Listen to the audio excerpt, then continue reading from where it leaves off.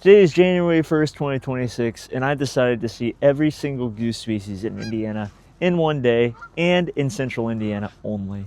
I think I can do it. We've got 5 species to see. We've got the Canada goose, the cackling goose, the snow goose, the Ross's goose, and the greater white-fronted goose. Let's go.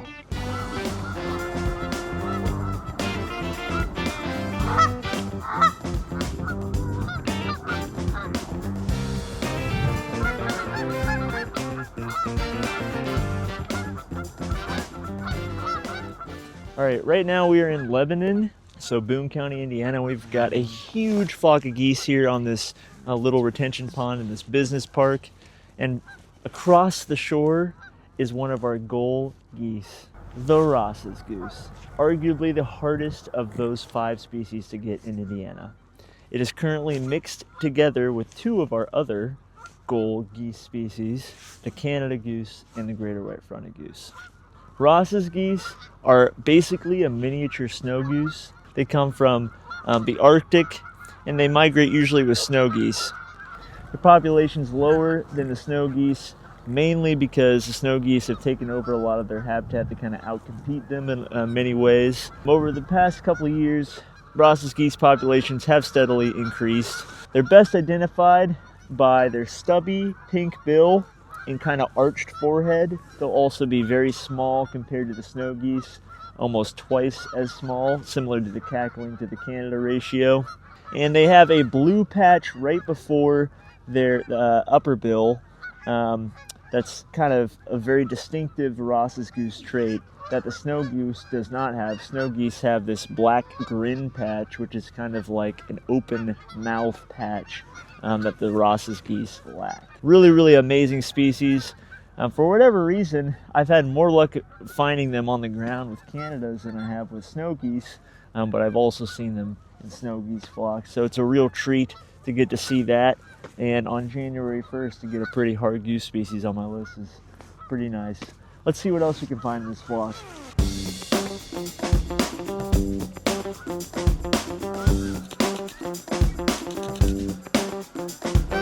Those are the cacklings.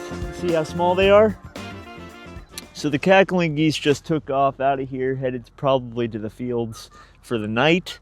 But we did get really awesome footage of a single individual just about an hour before coming here near Eagle Creek that we'll show now. We're going to see a cackling goose, and it is about 2 times smaller than a Canada goose.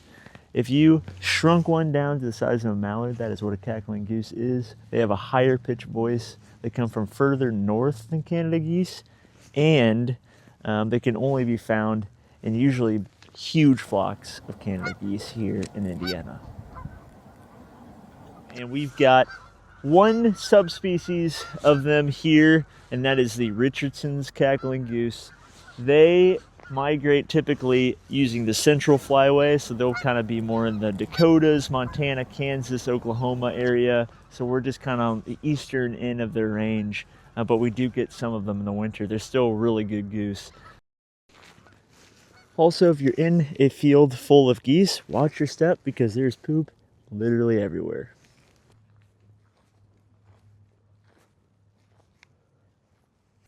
So you can find these big wintering flocks of Canada geese in small retention ponds like this in the Midwest. In fact, if they are adjacent to agricultural fields, this is typically a good resting spot for them. So they'll feed out in the fields during the day. In the morning, mid-afternoon, they'll stay in these little ponds, and they'll actually keep this little pond lake situation open from being frozen because of the sheer amount of geese on it. So exploring your local neighborhoods, just make sure everybody knows you're bird watching and not being weird for these beautiful gems.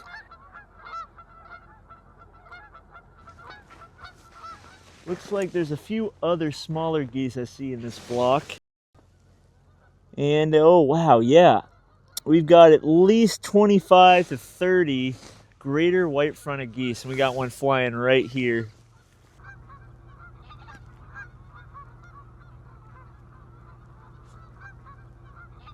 Greater white-fronted geese are also called by hunters speckle bellies, And they're called that because they got these black splotches all over their breast and kind of belly region. And they've got these bright orange feet and bright orange bills, which is really, really unique to North American geese. We really don't have this kind of type of goose in North America predominantly. They're more of a old world type. So greater white-fronted geese can actually be found all throughout Eurasia and North America. There are 3 subspecies of greater white-fronted goose that occur in North America. The Greenland subspecies, the taiga subspecies, or tule goose of the Pacific, and the tundra subspecies that occur throughout the Midwest and Indiana. But it's really neat to see just them interact with different species of geese. They have very distinct behavior. So unlike a lot of the Canada geese that honk, you'll hear their classic honks, and we'll talk about them in a second. The greater white-fronteds have the squeaky call. It kind of sounds almost like a squeaky toy. If there was a squeaky toy goose, that'd be the greater white-fronted goose. So it looks like they might fly here, so we might actually be able to hear them here soon. Our next goose species is the widely disputed Canada goose. They have a reputation for being a nuisance due to their massive U.S. population. However, in Indiana, the giant Canada goose, or Maxima subspecies, was nearly wiped out by the early 1900s due to overhunting and wetland loss. At the beginning of the mid-1960s, Indiana DNR carried out a massive reintroduction program, which was so successful that now their numbers have grown into the tens of thousands statewide. In addition to the resident maxima, Indiana occasionally gets 2 migratory subspecies of Canada every winter. This is the interior Canada as well as the lesser Canada goose. I was able to find this very puzzling Canada amidst a flock of interiors and maxima. It is either a lesser Canada or a Taverner's cackling goose, the largest cackling goose subspecies. However, recent studies have shown gene flow between these 2 populations, making them very difficult to confidently identify. For now, this goose remains a mystery on my list. Comment below if you want to take a stab at it.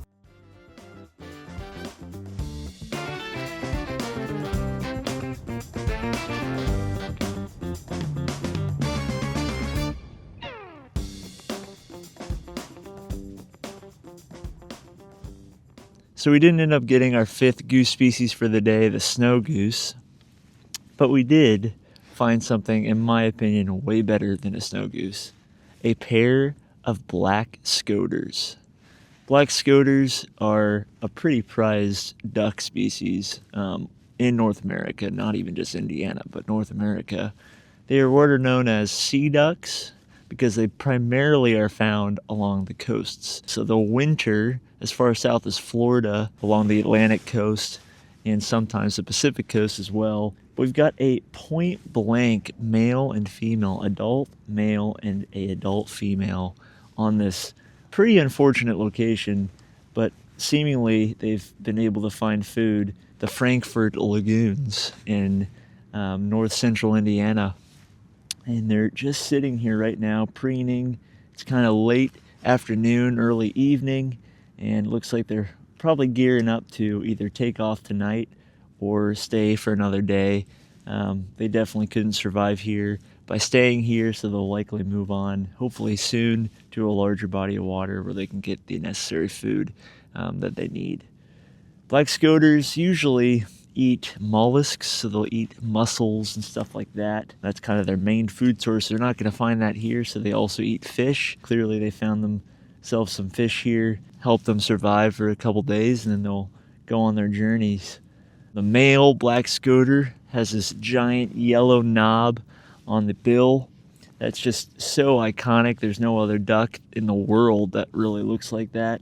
And then the female, it's got this nice little brown mask over it, white cheek patch, and brown overall, compared to the male that's the trademark black and then the yellow knob. It's just fascinating to get to see them at such close range. These are birds that you'll typically see flying by, way out on the ocean or on the Great Lakes where they're likely have came from. These birds probably came from Lake Michigan, they'll migrate all the way down from northern Canada, sometimes Alaska, and then they'll migrate south to the Gulf in times, and also both coasts. Today we saw some unbelievable waterfowl, if I do say so myself. We saw 4 out of the 5 goose species in Indiana. We missed snow goose, but who cares, because we got 2 black scoters, which is so sick. Amazing day overall, and an amazing kickoff to a awesome birding year in 2026. So if you like this video, go ahead and like and subscribe to my channel. Comment your favorite waterfowl below, and what videos I should do next. We'll see you guys in the new year. Happy New Year.